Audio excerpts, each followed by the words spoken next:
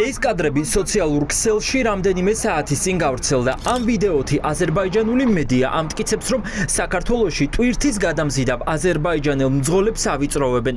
სამეთვალყურეო კამერების ჩანაწერებში ჩანს პოლიციელი, რომელიც მამაკაცს ხელს კრავს. კადრებით სამართალდამცველის ამოცნობა უმარტივესია.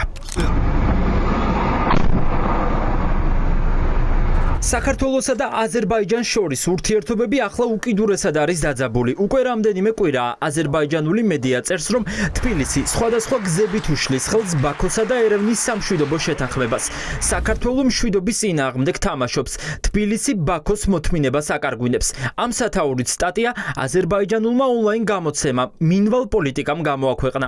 ალიევის ხელისუფლების კონტროლირებადი მედია წერს, რომ საქართველომ აზერბაიჯანს 400% ძვირი ტარიფი შესთავაზა იმისთვის, რომ დერეფანში სომხეთისთვის განკუთვნილი საწვავი გაეტარებინა. ორ ქვეყანას შორის პირდაპირ სარკინიგზო კავშირის არარსებობა საქართველოს გავლით ტრანზიტს ერთადერთ გზად აქცევს. სწორედ ამიტომ მოითხოვა აზერბაიჯანმა თბილისს გარდაბანის სადახლოს მონაკვეთზე ტარიფების დაწესება. საქართველოს პასუხი ერთგვარი ინდიკატორი იყო, არა მხოლოდ მისი კომერციული პოზიციის, არამედ მისი პოლიტიკური აზროვნებისაც. ჩვენი ინფორმაციით, ქართულმა მხარემ 111 კილომეტრიანი მონაკვეთისთვის ტონაზე $92 ოდენობის ტარიფი შემოგთავაზა, რაც კილომეტრზე ტონაზე $0.82 შეადგენს. რაზე მეტყველებს ეს მონაცემები? სტატიაში გამოთქმულია ვარაუდი, რომ საქართველოსთვის პოლიტიკურად არ არის მომგებიანი აზერბაიჯანიდან სომხეთში ტვირთის გატარება. ამიტომაც ფასი ხელოვნურად გაძარდეს. არადა, ამ დერეფნის გახსნით საქართველოს შეეძლო გეოპოლიტიკურად უფრო ძლიერი ქვეყანა გამოჩენილიყო. ჩვენ სამწუხაროდ დავკარგეთ ჩვენი პოლიტიკური როლი ამ მშვიდობის აღმშენებლობის პროცესში და ეხლა ხელში ჩაგვივარდა ისეთი პროექტი, რომელსაც ჩვენ შეიძლება დაუბრუნდეთ ამ თამაში როგორც სრულფასოვანი მონაწილე.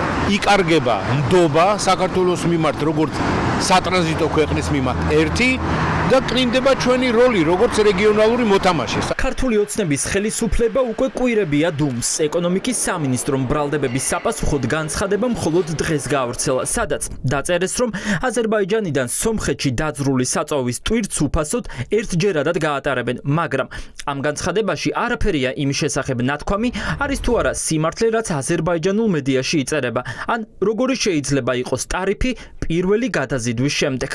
ეს საერთო ჯამში არის იმ ფართო სურათის ნაწილი, რასაც ქვია საქართველოში რუსული გავლენების და რომელსაც უკვე რამდენი ხანია ბოლო პერიოდში ქართული ოცნება ახორციელებს. შესაბამისად, ძალზედ ბუნებრივია ის, რომ რუსეთის ინტერესში არის საქართველოს აზერბაიჯანის და საქართველოს სომხეთთან ურთიერთობების გართულება.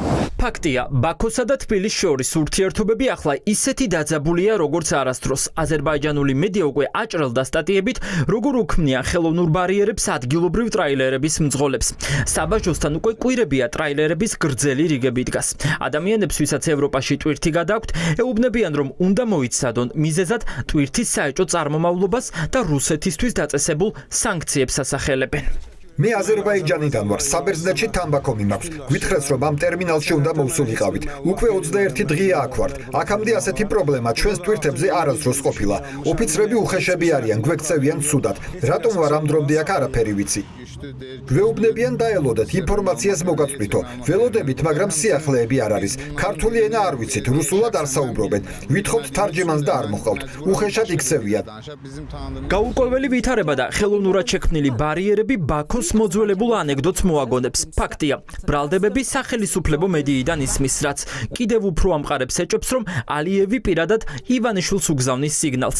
აზერბაიჯანელი მძღოლები ამბობენ, რომ როდესაც კითხვებს სვამენ, რატომ არ უშვებენ წინ, ქართველი ოფიცრები ეუბნებიან, რომ შეუძლიათ ზანგეზურის დერეფნით ისარგებლონ. ეს ფაქტი კი ამყარებს მოსაზრებას, რომ იზოლაციაში მოქცეული ოცნების ხელისუფლება, რომელიც მტრების შერიგების შემდეგ ტრამპის მიერ დაანონსებულ მასშტაბურ პროექტს გამოთიშეს, კავკასიაში ქვეყნის როლის დაკარგვის გამოა შეშინებული. რომ შესაძლებელია უკავშირდებოდეს გარკვეული ზომებით, ეს არის ფაქტი. მთავარი პრობლემა არის ის, რომ იმერიშვილმა იმდენად დაკარგა ნდობა საკუთარ ხალხში, რომ ნებისმიერი ტიპის საინფორმაციო კამპანიაშიც არის წაგებული. რაც უფრო მეტად გაფუჭდება საქართველოს ურთიერთობები სომხეთთან, რაც უფრო მეტად გაფუჭდება ჩვენი ურთიერთობები აზერბაიჯანთან, მით უფრო ნაკლები მნიშვნელობა აქვს საქართველოს როგორც გეოპოლიტიკურ მოთამაშეს და მით უფრო მეტად ჩვენ აღმოჩნდებით რუსული გავლენის სფეროში. ფაქტია, ბაქოსთან არსებული გაურკვევლობების გამო საქართველო არამხოლოდ პოლიტიკურ კავშირებს, არამედ უზარმაზარ ეკონომიკურ სარგებელსაც კარგავს. აზერბაიჯანსა და სომხეთს შორის გახსნილი სატრანზიტო დერეფნით 100,000 დოლარის ღირებულების ტვირთი გაივლის. თუ იქნება პრობლემები კორიდორში, ეს ისევ ქართულ ეკონომიკას დაარტყავს. რა თქმა უნდა, საქართველოს სარგებლობს უკვე 10 წლეულებია ბენეფიტით, რომ აზერბაიჯანისთვის ის არის ერთ-ერთი მთავარი სატრანზიტო კორიდორი ევროპაში და შესაბამისად ასეთ ანალოგიას მოვიყვანდი რა, ეს არის ტოტი, რომელზეც ზიხარ და შენი ხელი ჭრი. რა არის სიმართლე და რა გაზვიადებული აზერბაიჯანულ მედიაში გამოქვეყნებულ სტატიებში, ეს მაინც განსჯის საგანია, მაგრამ ფაქტია, ყველა ოფიციალური უწყება ამ დრომდე დუმდა და ბრალდებებისთვის არ უპასუხიათ. ჩვენ მხოლოდ ეკონომიკის სამინისტროს ერთი განცხადება ვნახეთ საწვავის გატარების შესახებ. რატომ არ უშვებენ მძღოლებს? ამ კითხვით მივმართეთ საბაჟო სამსახურს. გვითხრეს, რომ ინფორმაციას გადაამოწმებენ და დაგვიბრუნდებიან. რეპორტაჟის მომზადების პროცესში ფინანსთა სამინისტროსგან პასუხი აღარ მიგვიღია.